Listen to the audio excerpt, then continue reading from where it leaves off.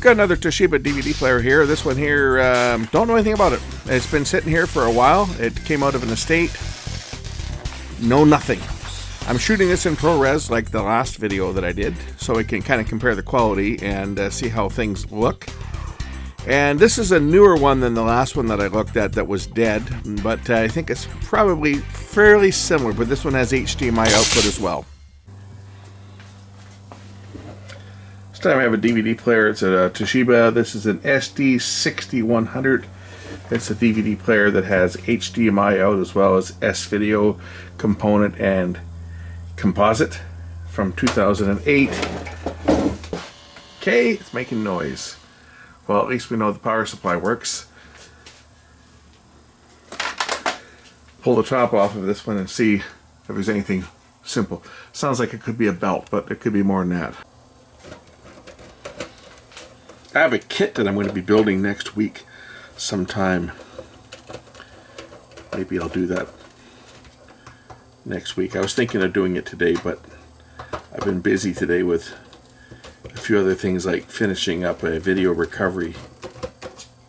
So I've been, and then I had that plasma set. But I picked up this kit, which I think might be kind of cool. It's called the bulb dial clock. I've never seen one like this. But basically, got everything in here. Haven't even opened it up yet. But basically,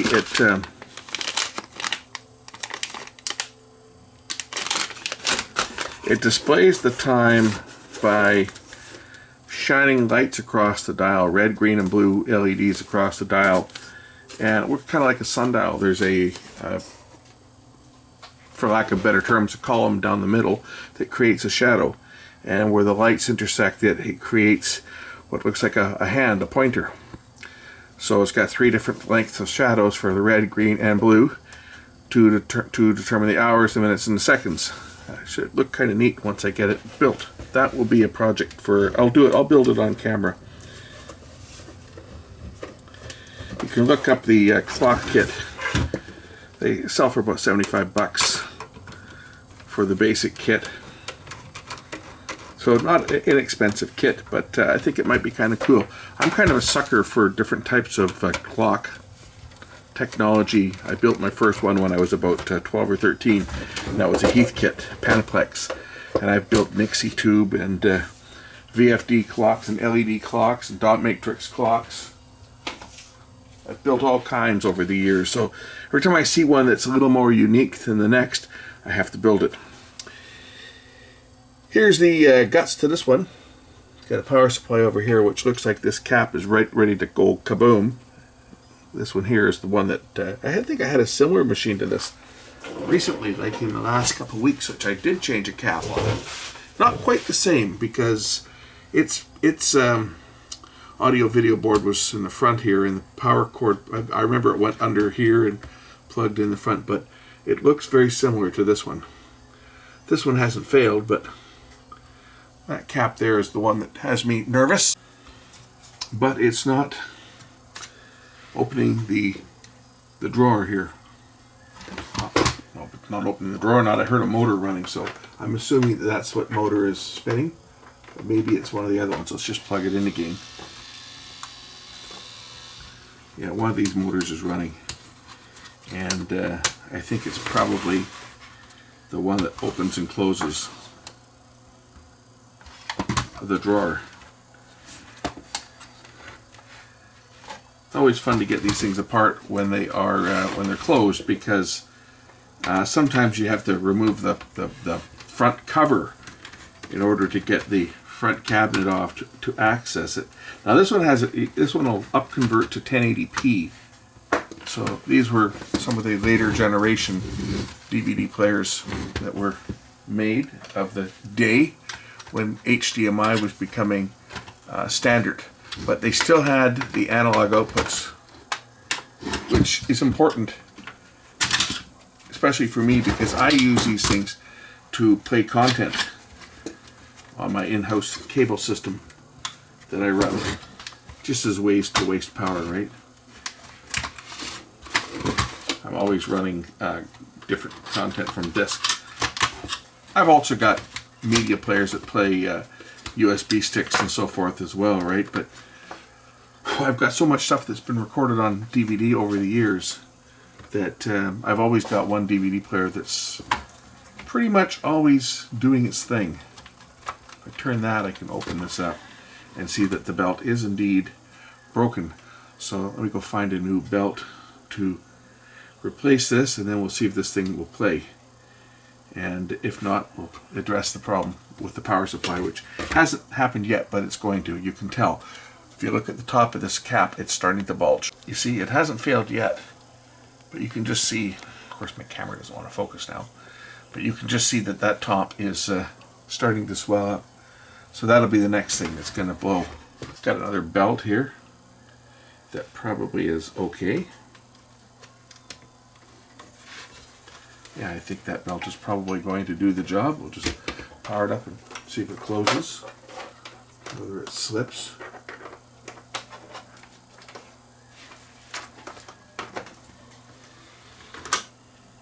That's good. Doesn't slip. Now this unit only has 5 buttons on the front. Open, close, HDMI select, so you can select your output resolution, stop and play. Like all of the more modern units, you need the remote control. And that's one that I do have a remote for this. I have a couple Toshiba units, and fortunately Toshiba all tend to use the same remote. So let's power it up. It says welcome on the screen. Open this up.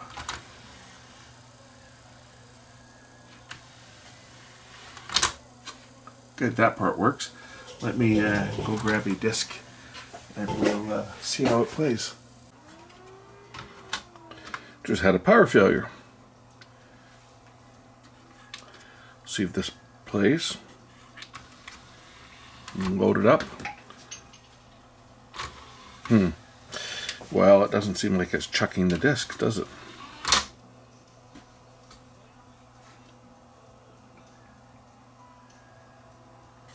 Oh, now it is.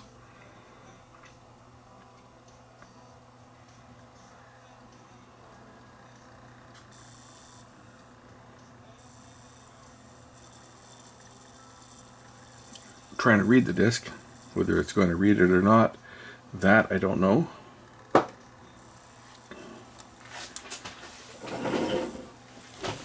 Another bloody bird ran into the wires. I wonder what damage I'm going to find. The power went out for about 2 minutes with a big bang. So somewhere in the neighborhood the power's still out. It's not reading the disc.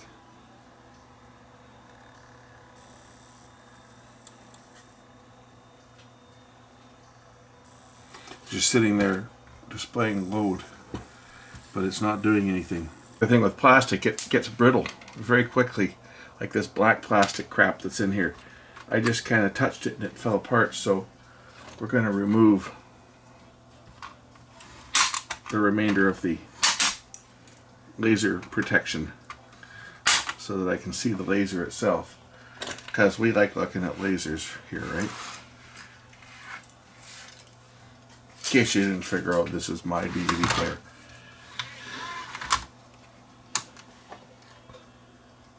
Okay, it's lighting up.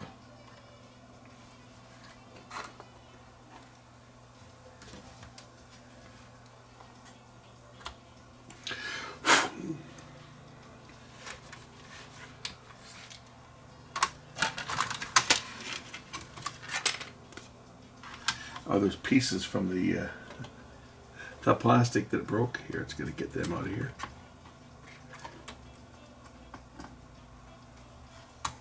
I think that's all. At least this way I can observe what the laser does. Whoops. Might help if I put the disc in correctly.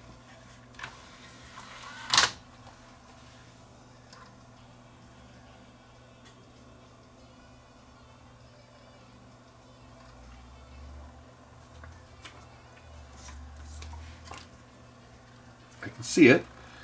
I can see it focusing. It looks like it's, no, I don't know if you guys can see it or not, but can you guys see the lens or see the laser trying to focus? It's going in and out of focus. We can get the camera in here. Okay, it did focus. It's reading the disc. Let's just hit play on here.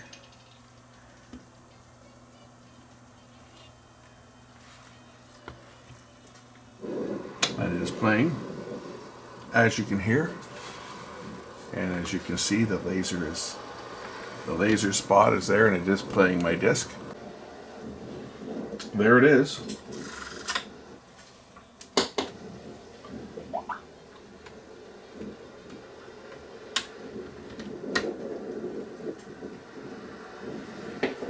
We'll see if it will read better now. All I did was just wipe the lens off a bit. Some dust on it. It's been sitting around for a while with a broken belt, so might have been just some dust on top of the lens.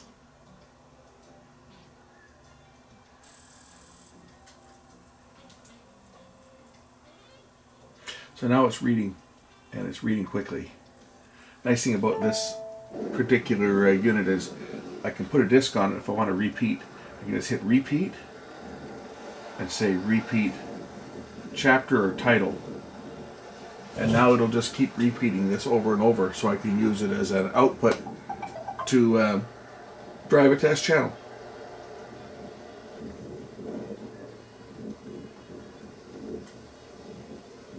I can do the same thing obviously with a USB player, but as I say, I've got lots of stuff that I run on my in-house channels that are on DVD, so having a DVD player available just makes it a lot easier just to throw a disc in and hit play. So this one's working. I'm going to change that capacitor out because it needs to be done. You can see it from this angle right here that it is bulging. So we'll pull the power supply out and swap that out and get this one up and running. And I have another spare DVD player to add to my collection of spare DVD players. I've got a few of the generic, no-name brand ones as well, but the problem is I don't have remotes for them. I have a remote for the Toshiba here, and I have a remote for Sony, so it's kind of a no-brainer. Power supply comes out, we'll unplug it. Now I did unplug it a few minutes ago, so there shouldn't be anything charged here. We'll just make sure that none of the caps are charged, which they're not. And I can proceed to remove this cap that's obviously at the end of its life.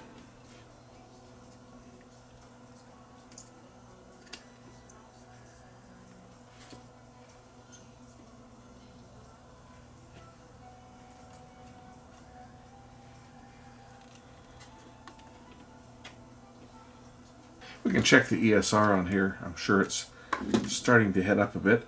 This is 1000 microfarad at 10 volts. So I would expect the ESR to be pretty low on that.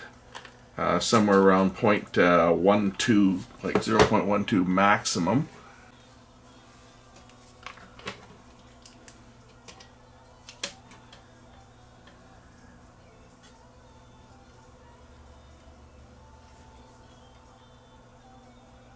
At 1.8, it's bad. But we knew that because, as I say, it was starting to bulge. And I think the last one I had, it was leaking. The same cap. You dig one up here. This might even be why it was a little slow to read too. So here's a replacement. I just grabbed it out of an old TV board. We'll take a look at what the value of this one is because it should be good. It's the same value, 1000 at 10 volts. So this one here is 0.12, 0.10. So as you can see, this one's good.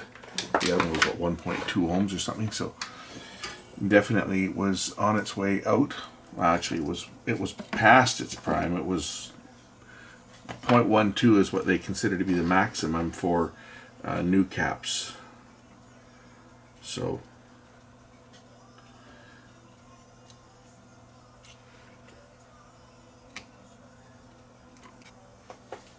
this is a high quality Suscon.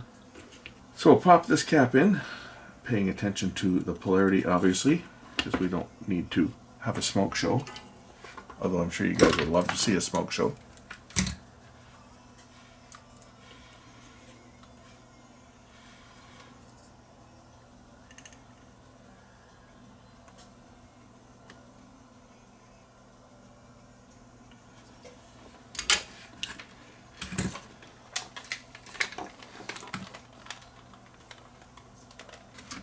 So mount the power supply back in.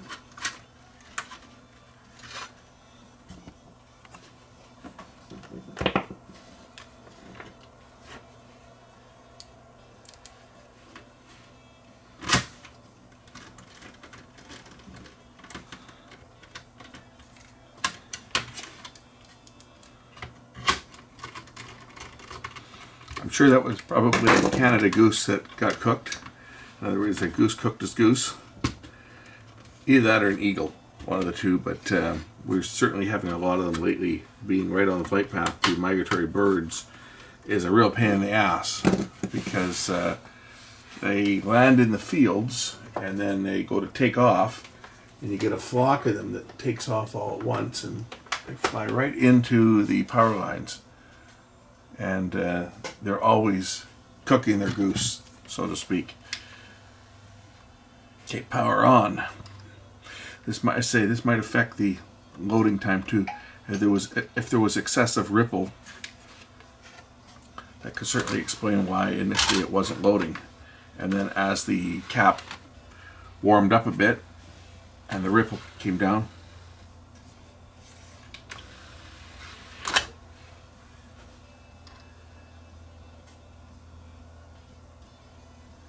there it goes. It reads right away. And it plays.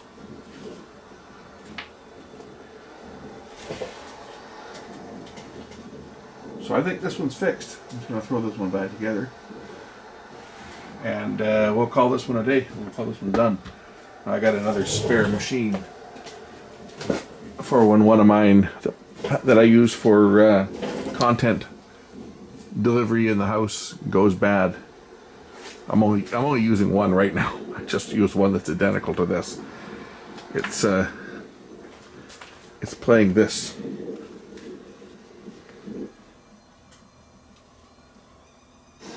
It's playing that. It just plays that. Lightning and waves. My wife likes to put that on, so I just leave it playing that. She likes the bad weather channel, we call it.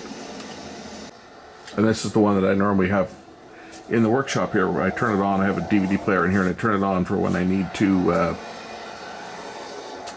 to test something. I'll play this. This is something I shot down in California. I shot this a couple of years ago. Actually, I guess it was 5 years ago now, because it was 2018 when I was down. That's when I would have shot this in 4K. Anyway, this one's done. Thanks for watching. We'll catch you in the next one. Remember, that cap there goes bad on these machines, and there's lots of models that they made in this time frame that uses the same power supply. So keep an eye on that one, because this is the second one I've seen with that cap that's gone bad. Thanks for watching.